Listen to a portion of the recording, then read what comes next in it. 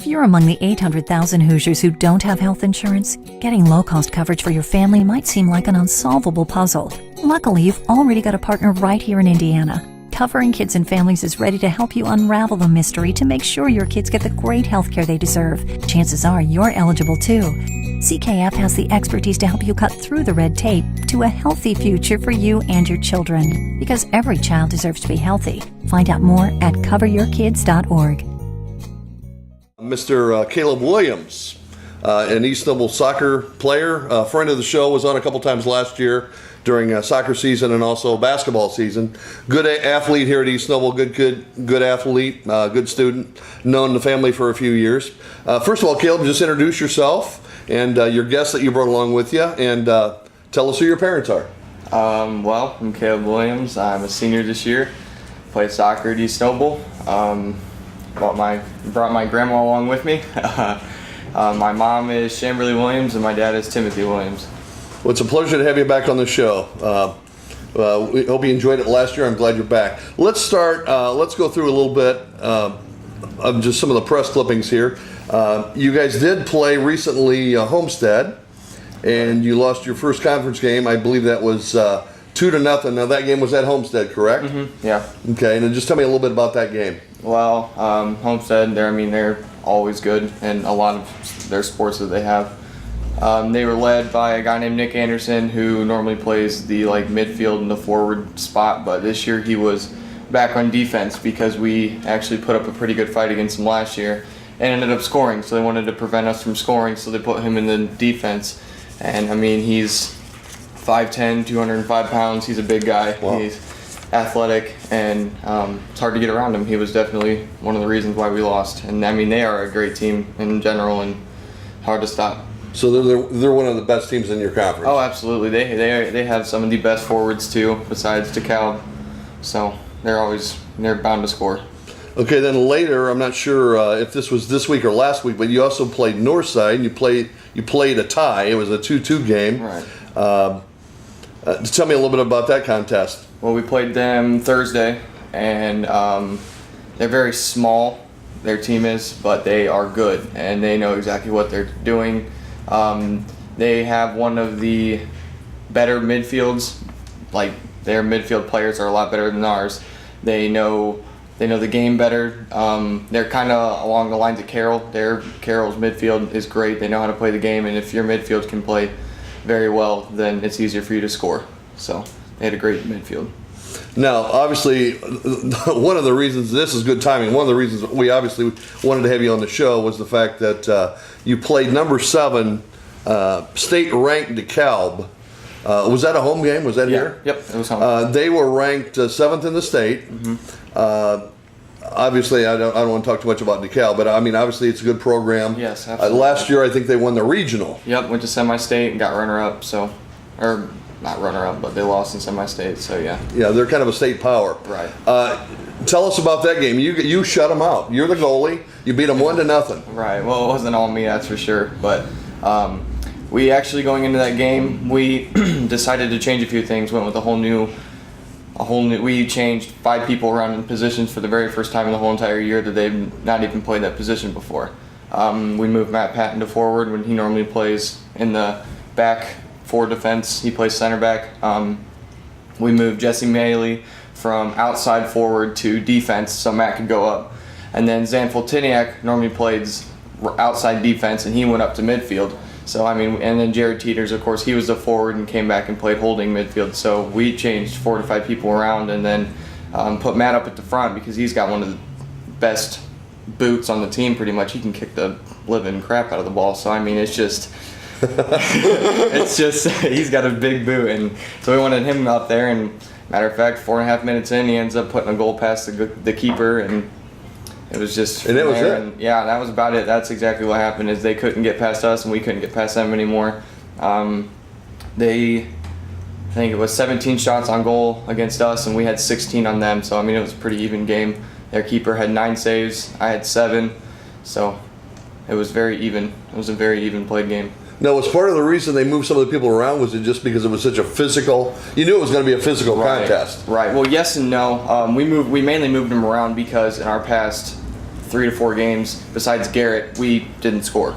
We barely could score at all. We had no one scoring. So we wanted to kind of change it around, see if we can get our midfield a little bit stronger to get it up to Matt to see if he could score. And matter of fact, 4.5 minutes in, we got our first goal against DeKalb. So.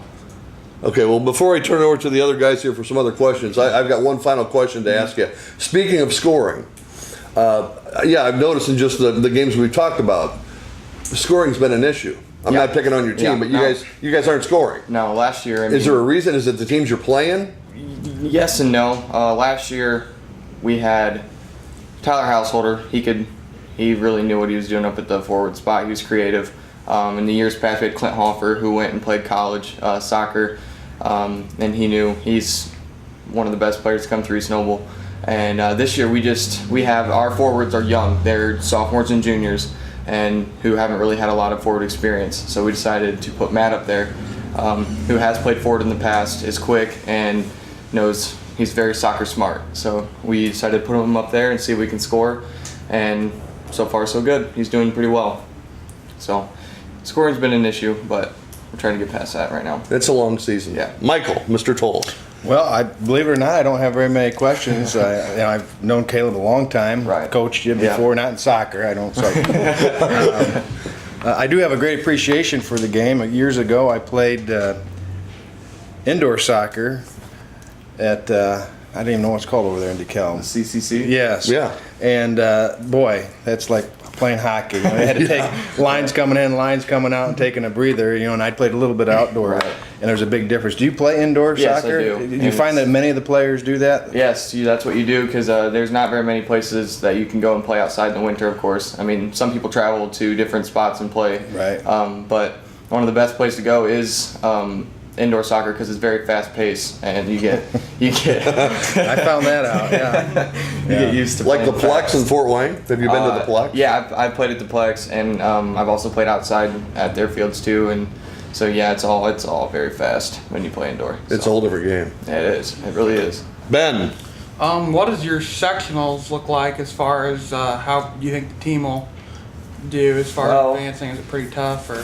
This year it is, just because of our lack of being able to score. Last year we had a kid named Kasim Abdullah who really he could, all he did was score. I mean, he'd come out with 1 to 2 goals, 3 a game.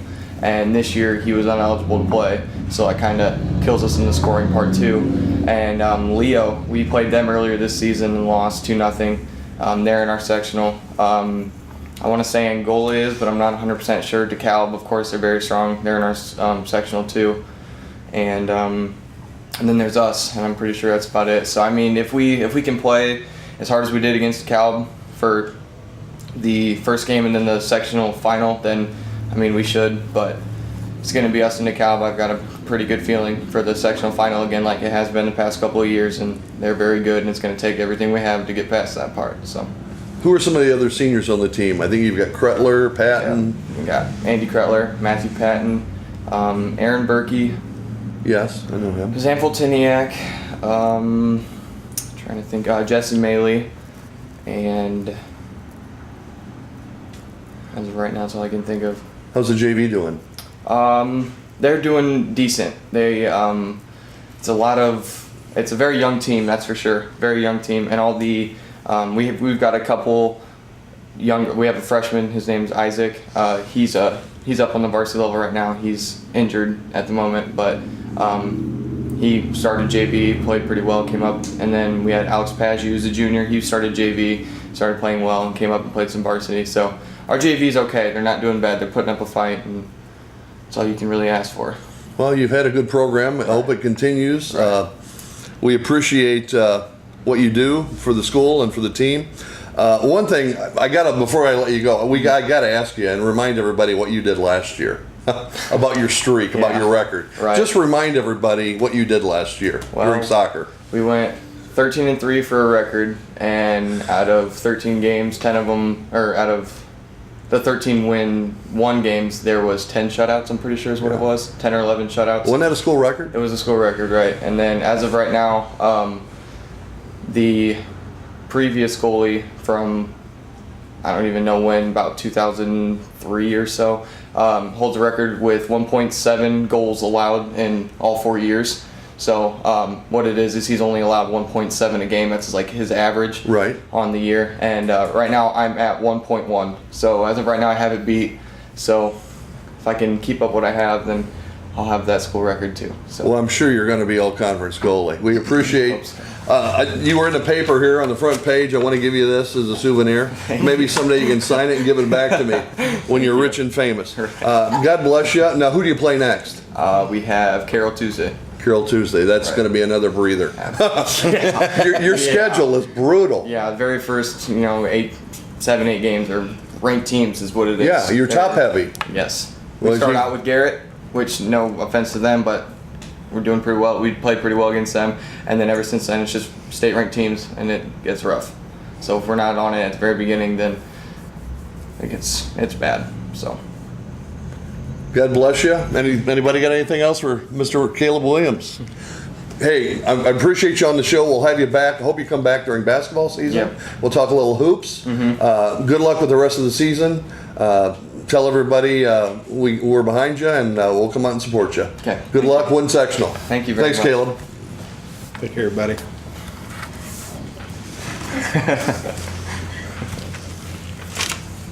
One thing I would like to mention, I got a couple notes here before we get into the rest of the show.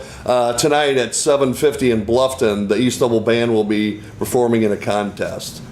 I didn't want to spend a lot of time on this topic, but I did want to bring it up because it does kind of tie into the show. There was something in USA Today, ironically enough, about concussions, and I suffered one on Monday. 1.3 million kids are sent to the ER for sports injuries during an average high school season. That's amazing. 1.3 million kids. Now, obviously, they're not all concussions, but the number one sport for that would be football. 394,000 injuries. Soccer, Kaleb, was third with 172. Most concussions are actually soccer related. Right. They're not football related. Right. Obviously, there's a helmet, but even with a helmet and the speed, but you guys, if you hit head on. Yeah, it happens a lot, to be quite honest. Right. I mean, it's hockey without helmets. Yeah, pretty much. I mean, it's rough. And I did want to bring that up because since you were here. But Steve, is golf on there? Because that's how you sustained yours. yeah, no. See, that's another reason why I bring this up. Nowhere on here is golf even listed. It's football, number one, basketball, soccer, baseball, and softball. Those are the top 5 sports injuries. That's a high school. That's not an old timer. Yeah, that's exactly right. But anyway, soccer, the most sincere concussions happen in soccer, not football. And I just thought that was kind of interesting. We should have a couple of football players on their way. We'll get into the football. Mike, I know growing up in Fort Wayne, I don't know if you're a big hockey fan or not. I did want to mention this Comets. They are retiring 2 goaltender numbers.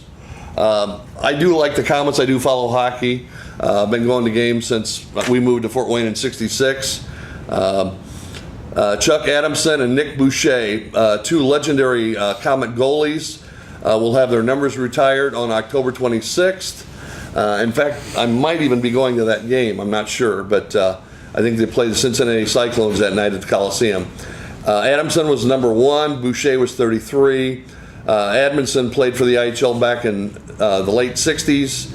And Nick Boucher led the Comets to the IHL championships 2008, 2009, and 2010, and also the CHA title in 2012. So I just wanted to give those guys a shout out. Before we get into high school football with the guys coming, let's cover some other high school sports. Girls soccer, and there again, Kaleb, I don't know if you follow the girls at all, but again, we played Homestead. Our girls lost 7-1, and we did beat West Noble 6-0. And from what I hear, do you know this Vicky Nugent goalkeeper? I train with her. Okay, well, there again, you're both goalies. Right. From what I hear, she's really good. Yes, she is. And actually, they just played Angola and just recently beat them 10-0. Oh, good. Yeah. So they're having a decent year. Yes, they're having a pretty decent year. No, Melissa Hoff. Scored 4 in the Angola game. She's been right. And then they also have a freshman who's playing varsity. Her name's, I'm pretty sure, Taylor Rex. And Yeah, she scored twice. Yeah, against West Noble. Yep, she's doing very well also. Now, Carolyn, I can't even pronounce her last Caroline name. Kolozejak. I'll let you say Yeah.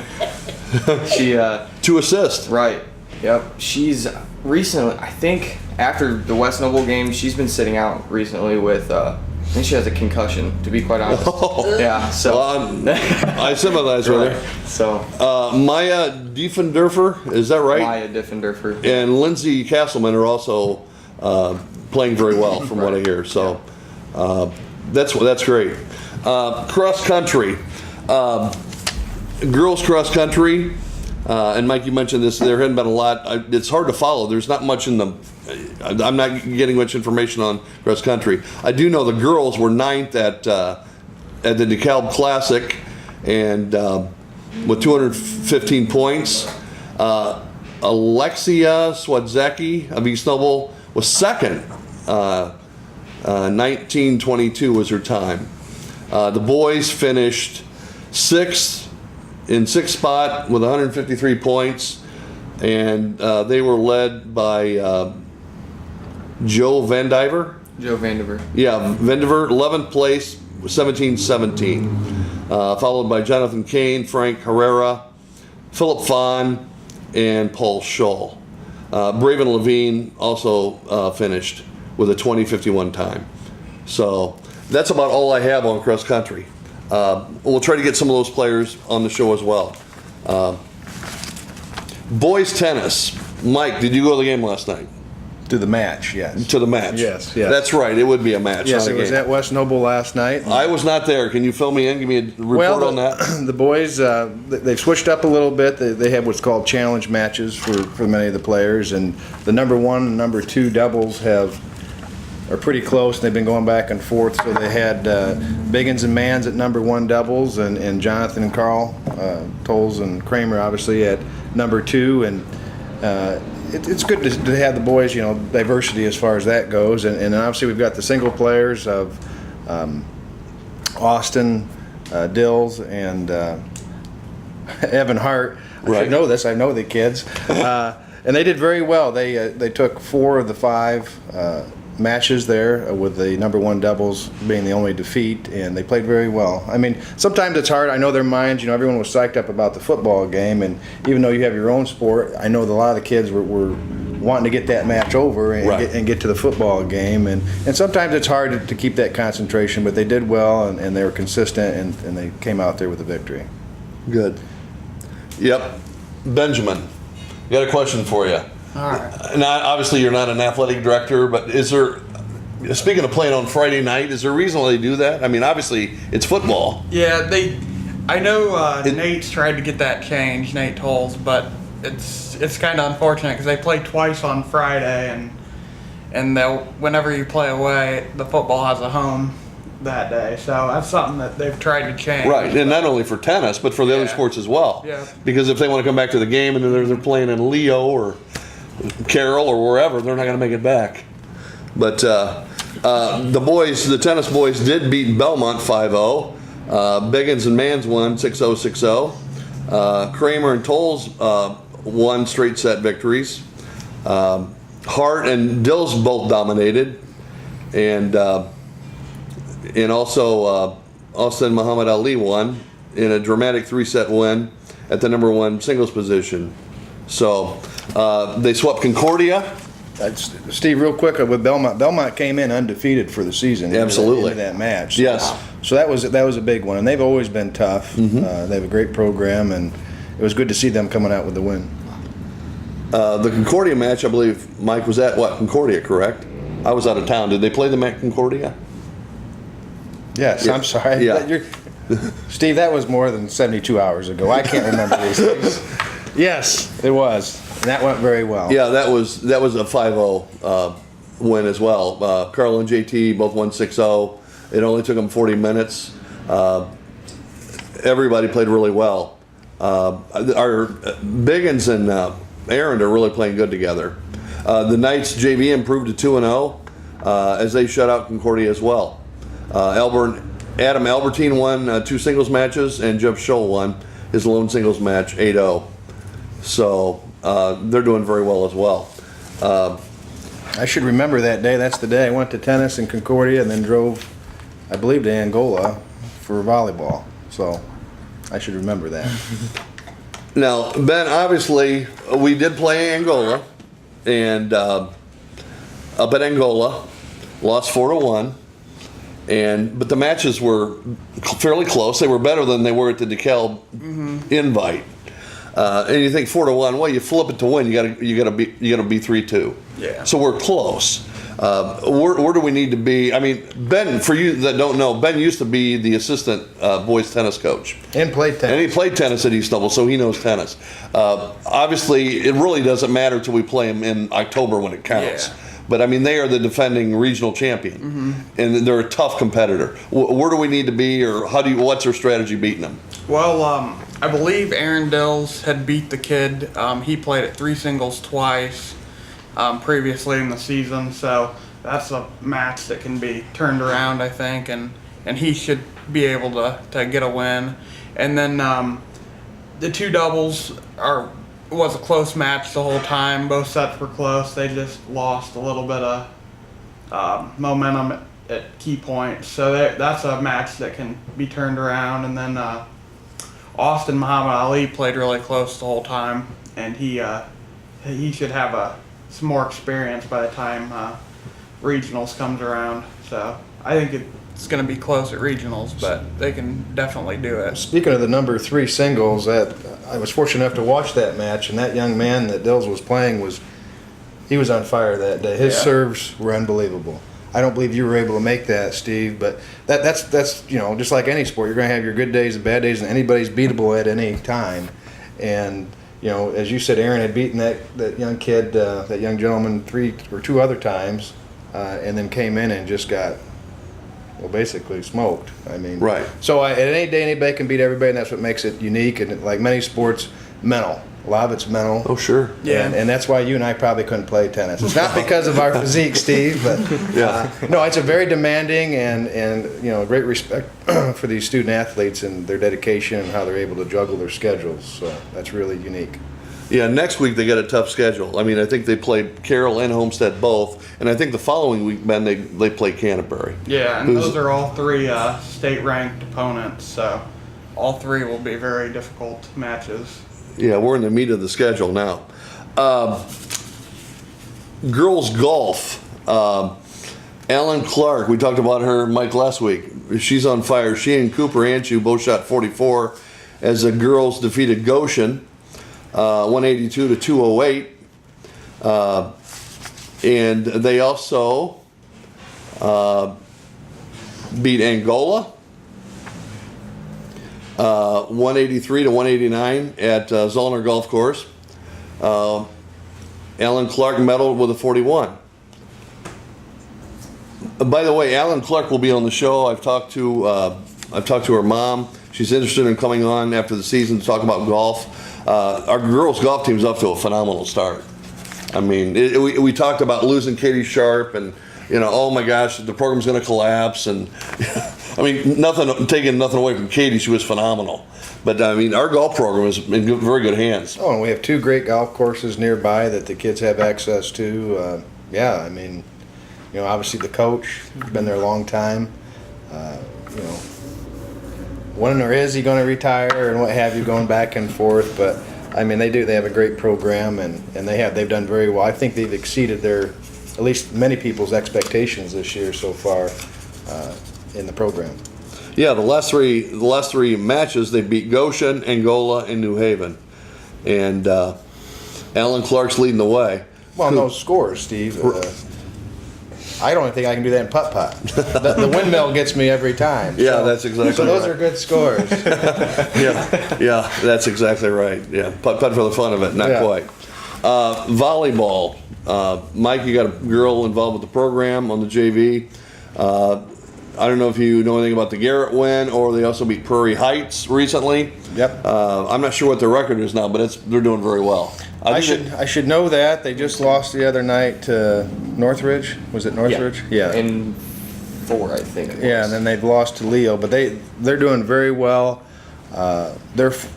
Everybody obviously they're loaded with seniors on the varsity squad. They're doing very well. They have a lot of talent there.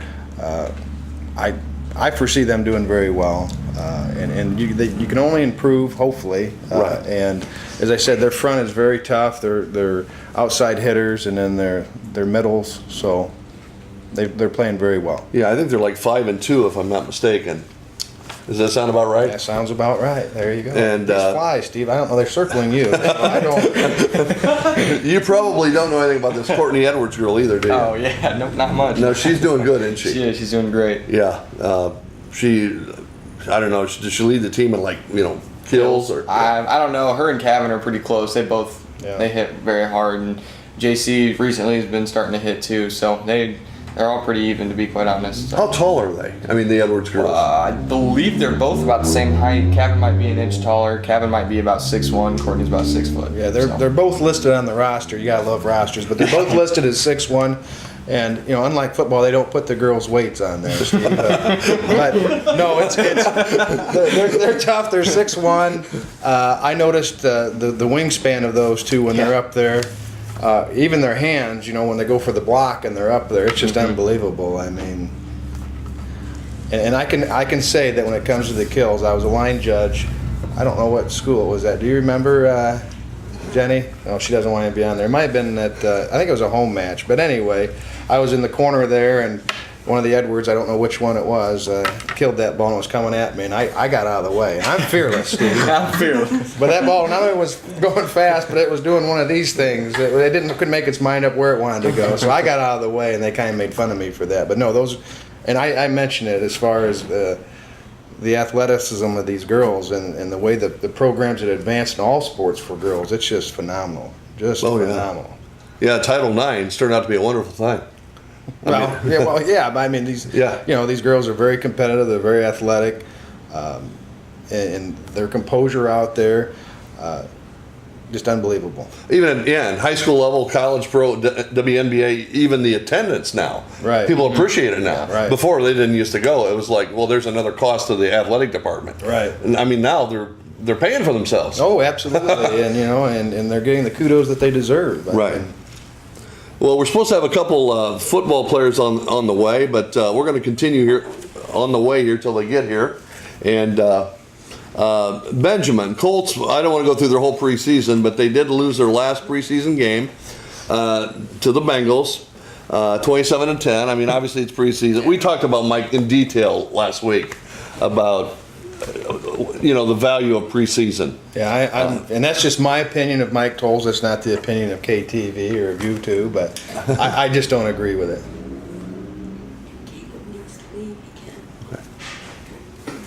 Kaleb, I want to thank you for stopping by the show again. It's been a pleasure having you here. Thank you for having me. God bless you. Have a great season, and we'll get back with you. We'll have you back during basketball season. All right, sounds good. good. Thanks.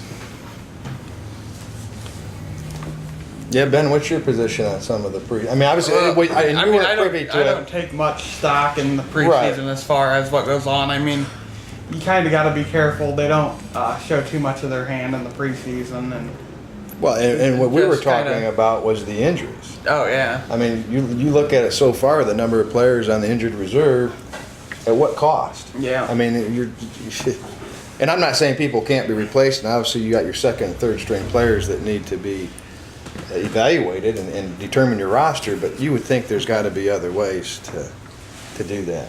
Now, Ben, let's talk about the roster a little bit. You got Dominique Jones was added.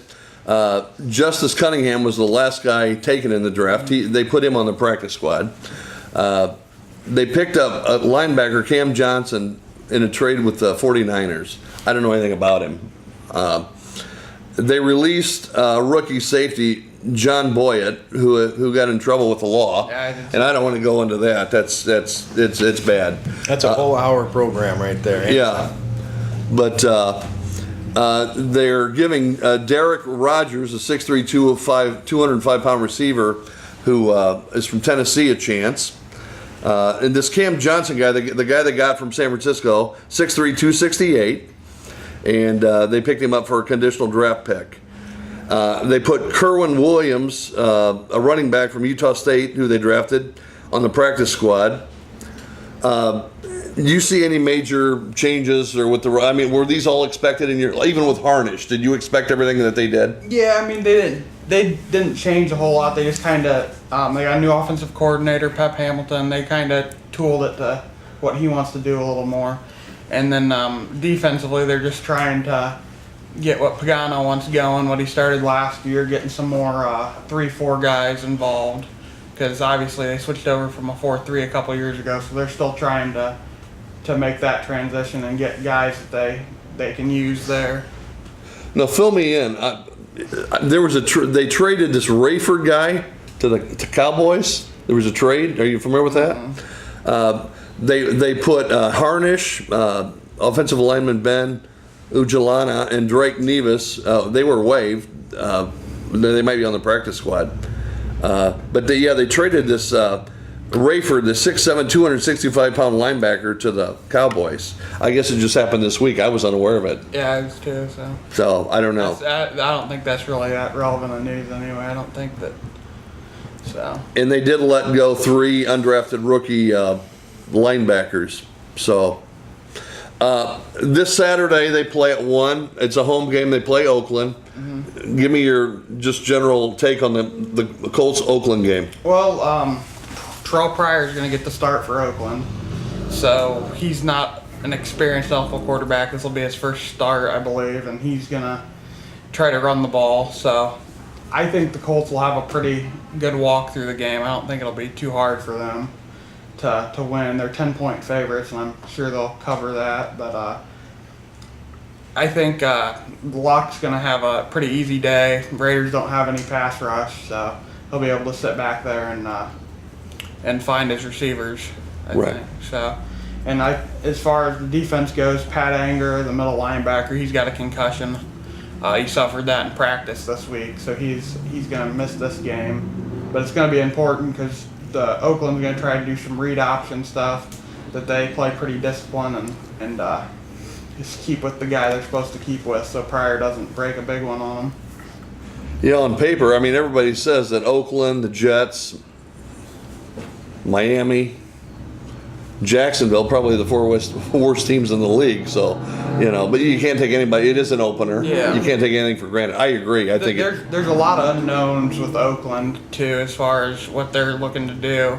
I'm sure they're going to try to run the ball a lot, like we said, the Colts. Right. Offense is going to be pretty strong, so they're going to try to keep them off the field. And the only real chance I think they have of winning is if they give McFadden the ball 20, 25 times and Pryor can get loose running, which as long as the Colts can keep them in check, I think they'll be pretty good shape. Well, the only thing I know for sure is there'll be a lot of penalties. Because Oakland's very physical and they tend to have a lot. I think they probably have led the NFL in penalties if you go back. Yeah, not very disciplined. No, the last 5-10 years, I'm sure Oakland's at the top of that list. But you mentioned injuries. Anger. What's Bradshaw's status? Is he still hurt? He practiced this week, which is his first time in a while, so he'll play. Vic Ballard's expected to get the start, and I think if the game gets more out of hand, I think Vic Ballard will get most of the carries, but they're going to try to work Bradshaw in there, probably late in the first quarter, early in the second quarter, because he didn't do any preseason, so he'd get him some action in the offense. But throughout the season, I expect Bradshaw to be the primary ball carrier once he kind of gets comfortable and underway there. LaRon Landry missed 3 weeks with a knee injury. Also, Hugh Thornton's got a sprained right ankle. Khalid Holmes has got an ankle injury. Tight end Dwayne Allen. I don't even know. Is Allen going to be eligible? Yeah, Dwayne Allen's practiced a couple times this week, so this will be the first time him and Fleener will be on the field together this year. So that'll be pretty interesting. The new offensive coordinator came from Stanford, and at Stanford they like to run a lot of 2 tight end sets, so they'll both be on the field a lot. And hopefully that'll help Luck and Fleener out, get connected again like they did in college. Right. But Allen should play, yeah. Okay, yeah, Mike, we talked about that last week at length. The Colts offense is really geared around the tight end position, and 2 of the 4 were hurt. Mm-hmm. So it's critical that those guys come back. Yeah, and Dwayne Allen's a really, really complete tight end, whereas Kobe Fleener's more of the receiving type. Right. So it'll be important to have both of them together in this offense. Yeah, the other one's a better blocker. Mm-hmm. Yeah. Right guard Mike McGlynn was hurt. Costanzo was hurt. I mean, there've been a lot of preseason injuries. Yeah, we talked about that last week, and I don't know. You had 4 preseasons. I don't know if it's too many. Obviously, you got to evaluate your players, and then people don't want to go because it's not. They say it's not real football because you're watching it's a tryout camp, and people don't want to buy preseason tickets. The Bengals game, there were like 10 people at the game. I don't know if you saw the ESPN. I mean, there's nobody there. I mean, you couldn't even there wouldn't have been a good fight breakout. It was bad.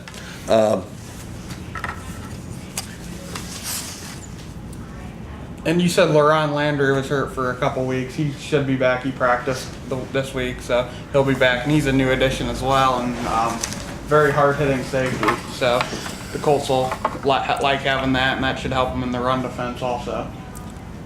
Do you like this offensive coordinator, this Pep Hamilton? Do you like the way that they're trying to do the power running game, like you mentioned with the 2 tight end formation? Yeah, I do. I think it'll help. I don't know that they'll run the ball a whole lot more than they did last year, but Luck was hit as a quarterback more times than any other quarterback last year, so I think it's important they try to establish a run game and keep teams off of Luck so much because he is the future. So they need to get the play action going and just get the run game going to balance the offense out a little more.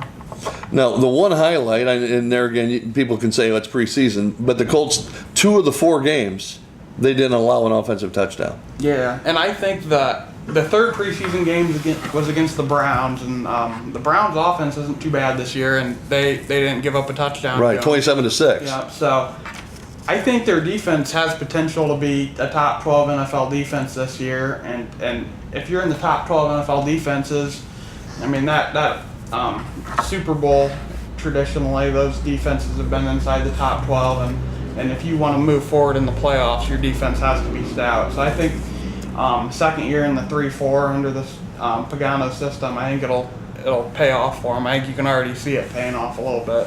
Right. Michael, what are your thoughts on this first-round draft pick? I mean, obviously he even had a knee injury. This Bjorn Werner from Florida State. He was a college defensive end, and I think they're moving him to linebacker. He's going to be a rush linebacker. Yeah.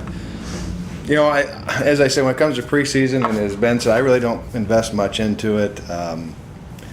I say after about the first 4 or 5 games, then you really start evaluating where you're probably going to be for the season. And when I say 4 or 5 games, I mean true season games, to see where you're at. But there's been a lot of changes with the Colts. A lot of people, obviously, after the Manning era, everyone thought, well, this is it. We had our chance and we're done. And then the following year, after having a dismal year, we come back and we make it in the playoffs. I don't think anyone predicted that. No. Not even loyal Ben here did that.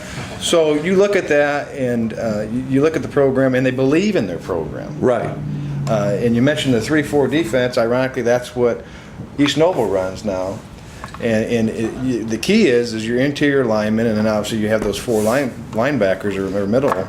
And it's very important, and that makes a big difference in the game. And if we can prevent the big runs to the outside, we being the Colts, obviously, I don't play on them, but I think that will really help, because that's been kind of our Achilles heel is our defense at times, especially against the rush. So it'll be interesting. Now you mentioned it. You said the key word in that whole conversation. You mentioned the word Manning. I got to bring up. Oh, yeah. I got to bring up Thursday night's game because there's right now people talking about we should have kept him. He had 7 touchdowns. I mean, obviously I was thrilled. He's my fantasy quarterback. Right. And he put up a ton of points. Right. I mean, it was a clinic. I think his neck's fine, but he's still the same age, and I still don't think the Colts could have passed Luck in the draft. Based Oh on no, that. and and obviously, we obviously don't know what occurred behind the scenes, but Right. I mean, From the financial business part of it. well, and it is, and it's a business. It is. It's a business. And Manning, obviously, he saw that too, and I think it was a win-win for him. And ironically, you look at Denver's program, and you look at the success that Elway had there. He was a more senior quarterback, if you will. Correct. And you almost see the correlation there. Matter of fact, it must be so much of a correlation that one of the articles in the paper out there in Denver was, it wasn't Manning throw 7 TDs, they inadvertently put Elway. So the connection is there, and just what a great career so far for him. And obviously Denver's, it's going to be interesting. I mean, some are predicting we're going to have a repeat of last year's Super Bowl matchup. I don't see that happening. I don't either. But we'll see. Once again, we're getting into the fall here in football, and it's just going to be crazy. I think it's going to be a roller coaster of a ride. Well, I tell you, Ben, I don't know what date on the calendar you may know, but when Denver comes to Indy, that's going to be a sold out ball I game. think it's week 6 or 7 that they're coming to. So both teams will have quite a few games under their belt, and we'll really be able to figure out what each other are going to try to do. So it should be a good game, because I'm not really sold that the Denver defense is the greatest. So the Colts offense should be a shootout, really. Yeah, and it's still one game. I mean, obviously Manning put on a clinic, but we may find out 3 weeks, 4 weeks from now, Baltimore's not that good. Yeah. They didn't look that good. They look like they lost a lot of people from that Super Bowl team. I mean, it was he went right through them. Yeah. It was a hot knife through butter. I mean, And how often do you see that? You see that on every sport. It seems like after they've won a championship or had a great season, and Right. and after a while, boom. And obviously, at some point, you have to make the transition. You have to go to the next generation of ball player Right. or athlete. But it just seems like a lot of times these great teams, then they're all broken apart. It's Yeah. but I guess that's part of the business, part of the game. like you said, it's money, and it's age. There's a lot of other cap space, and Right. all the technical stuff. But Manning, that was I was going nuts. Well, I get some more fantasy points. I know Ben's big into fantasy.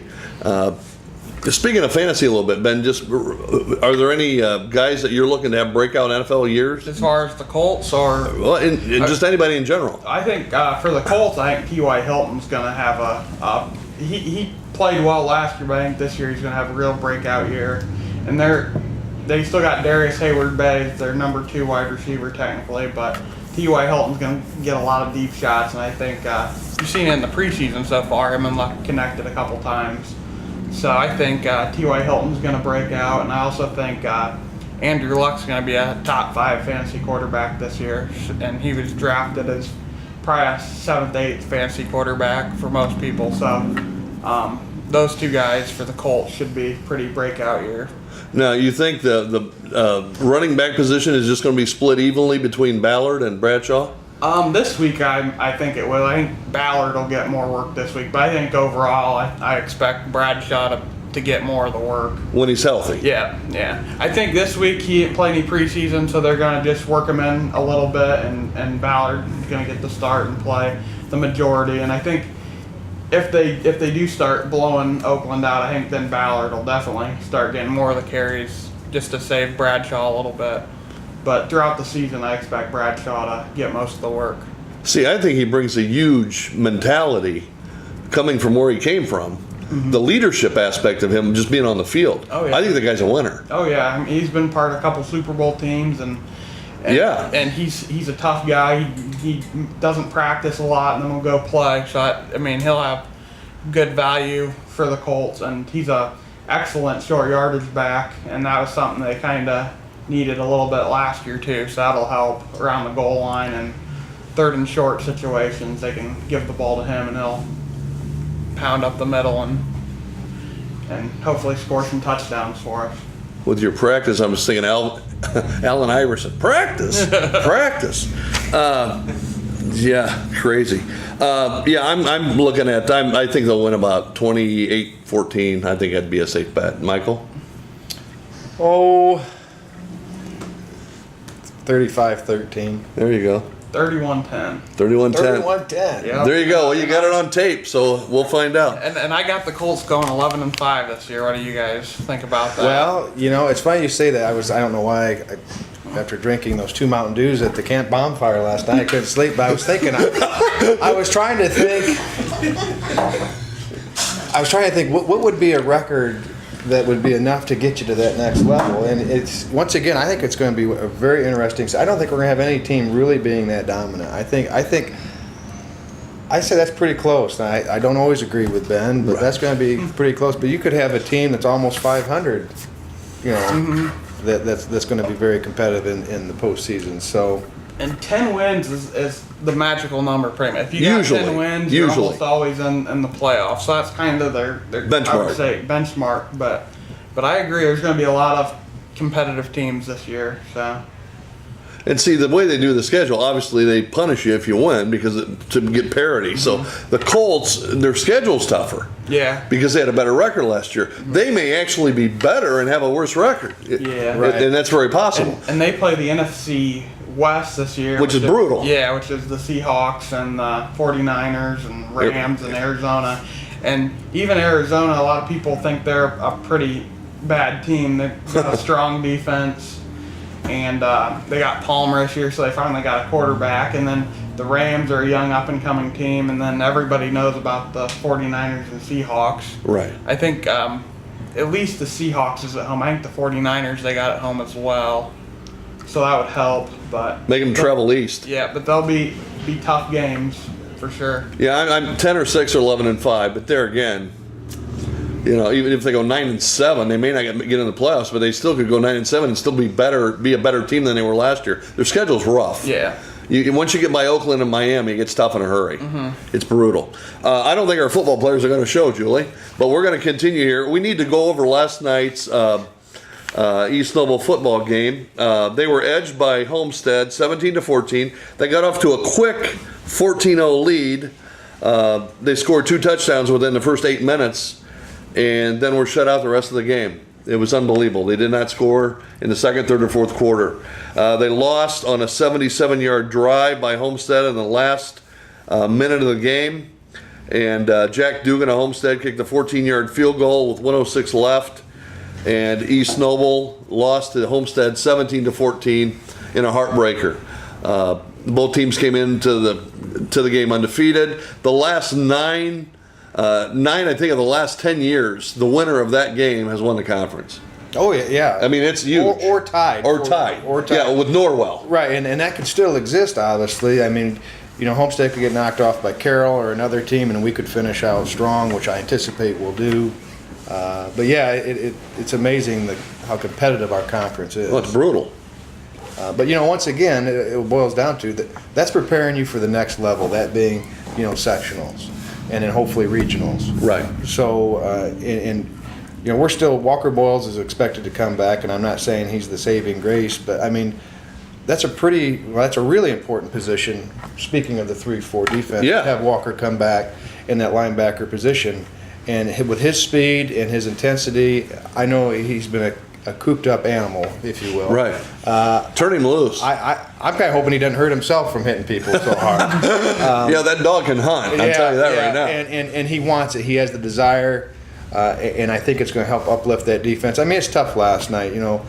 The defense, I thought, played very well last night. Oh, sure. Matter of fact, if I was the offensive line, I'd be buying dinner for the defensive line. I felt they did a very good job last night helping them out. Unfortunately, we just, when you look at the yardage, we were still at almost 250 yards total, which surprises me because I didn't think we had done that well.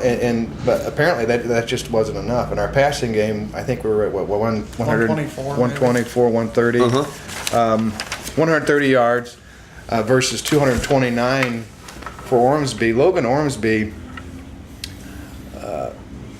I was tired of hearing his name last night. I mean, he did very well. And in that final drive, the dagger, the final drive, I counted 4 different receivers that he hit on that. And that was a phenomenal drive. That's exactly right. And there were times when we had them pushed back, and it would be 3rd and long or 4th and long. Right. And he'd hit one of those darn receivers. Number 10, I think it was, or an 85. Right. I can't remember the name of the players, but boy, because I mean our defense would rise to the occasion. Keaton Osborne had a phenomenal game. Oh, absolutely. He had Ormsby for a couple big losses, and as I said, we had them pushed down, and I thought we were going to subdue their drive, and they'd hit a big pass. So it'll be interesting. It has to be a tough loss, but you can't come out and score your only points in the first quarter, and I'm not going to sit here and critique the offense without having the opportunity, because it's easy for us to sit back and obviously evaluate that. But I think obviously that's something that they're going to address, and that's not East Noble football. Right. As far as when we come off putting up 40 plus points 2 weeks in a row, and then to be stifled to 14, that's not East Noble football. And even Brandon Mabel was I can't remember how many yards. 90. 90. Yep. And boy, he got hit hard a lot last night. And he bounced back up, and going into DeKalb next week is going to probably help. And nothing against DeKalb, but they're 0-3 and 0-1 in the conference. Right, and they've been getting pounded. And I'm sure that there's obviously some things they're going to address. It was a tough game to watch last night. I feel bad for the boys, and I've been in those situations before, where. Well, yeah, you played high school football. Yeah, and you lay it all out there, and sometimes you still have to it still isn't enough. Right. I'm sure you played Snyder. Yeah. Snyder, Dwanger, Yeah. Lures, those are all big games that we had. That Ormsby, you look at him, I mean, he's a big kid, but he's effective. Like you said, he did hit 3 different receivers of over 15 yards, and there were 2 or 3 on the last drive.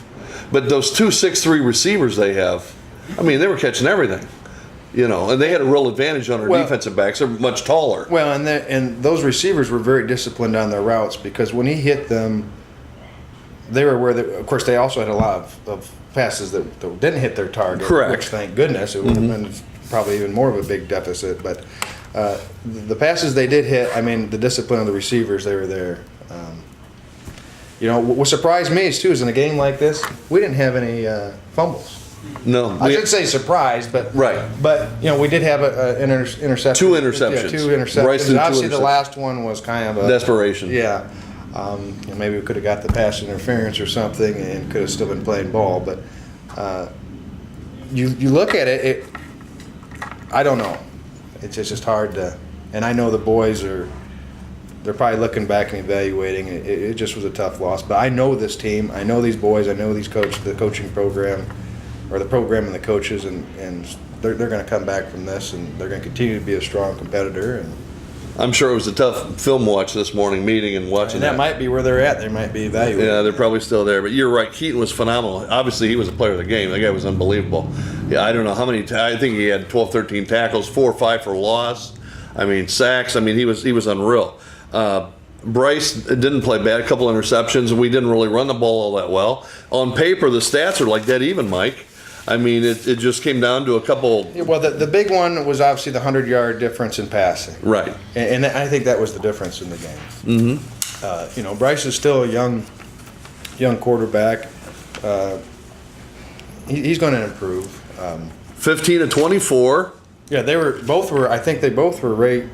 One was 15-24 and one was 15-26, right? Yeah, they're like dead even. Yeah. Right. Mabel had 94 yards and 2 scores. The game was pretty even. I mean, obviously 17-14. I was hoping to go into overtime. I was hoping that kid would miss that field goal. But, right. But for Mabel to have 3 catches for -1 yards. Mm-hmm. I mean, that's unusual. Yeah. So it was tough. I don't know who Homestead plays next week. And we got to remember, too, I mean, you mentioned the defense. This one last night? Yeah, that's the roster, I believe. You mind if I pull that out? Yeah, I don't know if it's from last night, but that's the roster. One thing, Mike, I want to mention that you mentioned. That's Warsaw. Is it? I just wanted to mention real quick, Steve. Go ahead. Number 61, 6'6", 275-pound lineman for Homestead. Man. Oh, yeah, he's Division I. I don't know about that, but he was tough, and I don't mean this cynical, but there was a play where his helmet came off, and I was glad that his helmet came off, not because of injury, but the rules are He's gotta leave the game. you got to leave the game for one play. Right. And I think it was 4th and about 3, and I thought, okay, let's run the ball to that side. They brought in, we can maybe get the push on the line we need and grind those yards out and keep this drive going. Right. And it just didn't happen. But, 61 was, he played a good game. Yeah, he was a Schwartz, tree. I think, was his name. He was a tree. Yeah, it was Schwartz. Yeah. 6'6", 275. Senior, big lineman. Yeah. In perspective, I mean, Homestead they were ranked 10th in 6A. One thing, I do want to mention this too. I was kind of disappointed for a 6A school, a ranked power. They had nobody there. I was shocked. There were no fans. I was late getting there because of the tennis match, but I parked at the Y anticipating having no parking at the high school, and obviously we had a packed house. Oh, sure.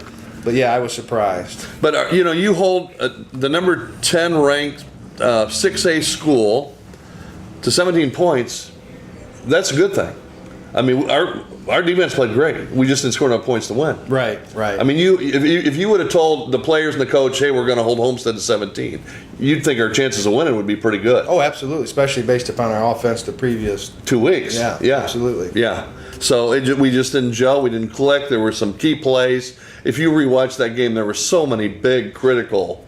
I mean, every play was, in a game that tight, every play is critical. Well, as I said, we would hold them and we'd battle through, and as far as field position, they'd end up with halfway decent field position. Right. And we'd come up with a couple big losses on them, on their quarterback, and it'd be 3rd and long, 4th and long, and somehow they managed to get that first down, or even on the one play, they got their second score of the game on it. Correct. And boy, you fight so hard, and then just one play, I mean, that really knocks the wind out of you. Right. Well, we're off to DeKalb next week. Game 4 of the season, they'll be playing, I'm not sure if it's at DeKalb, but we play DeKalb. I'm not sure where it's at. But it's at DeKalb. It is at DeKalb, and that could be a good night for us to get back on track. I'm sure DeKalb's not thrilled with us coming over there after a loss, because we're going to be very hungry. We're going to be hungry and full of vinegar. So I wouldn't want to be DeKalb next Friday night. But anyway, it was a tough loss. Homestead obviously is good. I mean, they're a good 6A school. I wasn't impressed with them as much as they were last year, but they lost a lot of kids. Right. They were really loaded last year. They lost a ton of seniors, but they got a good program and they're well coached. So, other than that, Benjamin, Colts, what else you got? Anything? I guess not really. Expect a good season out of them, and like you said, the first couple opponents will be a little easier. The schedule starts getting tougher. I think week 3 they got to play the 49ers, but it should be fun to watch them, especially tomorrow. I think they'll be putting a lot of points on the board. I think Luck's going to have a real good game tomorrow and get off to a really good start for the season. You nailed it here, Ben. It says keep an eye on second-year receiver T.Y. Hilton. He's supposed to be the big sleeper of the year. A lot of people talk about Luck, the sophomore jinx. Is he going to be able to fool people this year? He won't be able to surprise them. But obviously, he's going to be much better too, because he knows the system. He's been to the stadiums. He's not in awe.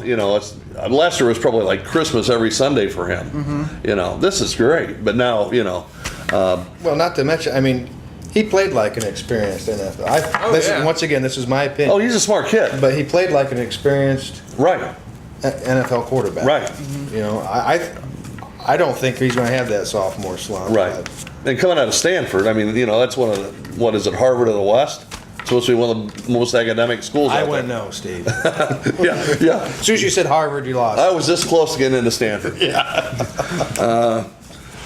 Depth. Their secondary, Ben. Talk about, with Landry and Greg Toller, and I think their secondary is even better. They got talent back there, and they're gonna traditionally their pass defense has been very good. So I don't expect that to change this year. Just their pass rush is probably a little weaker this year than it has been in the past. They lost Freeney, still got Mathis, but it'll be interesting to see. I think the defense will be better this year, though. I do. And other than Houston being in AFC South, we're still in that conference. Yeah. So Tennessee, Jacksonville, that helps. Yeah. From a schedule standpoint. Oh, yeah. I'd like to thank everybody, Kaleb again, and Mom, for being here today. It's been a good show. And next week we'll be back live. Next week on the show we will be having soccer, senior soccer gal, Cassie Gaff will be here. We're going to talk girls soccer with Cassie. She's going to be here. Again, Colts football, East Noble High School football. And before we let you go here, is there any predictions on the Notre Dame-Michigan game tonight? You had to go there. I had to go there. Michigan. Yeah. Am I the only Notre Dame man here? I'm going Michigan. Michigan. There's Thank you, Julie Notre goes Dame. Notre Dame. Yeah. I think we're split. I tell you what, It's a good rivalry. It's a shame it's going to end after next year. Anyway, thanks for being here today. God bless everybody. See you next week live here at Pizza Hut, Kendallville Sports Talk live. Have a great weekend, everybody. Thanks.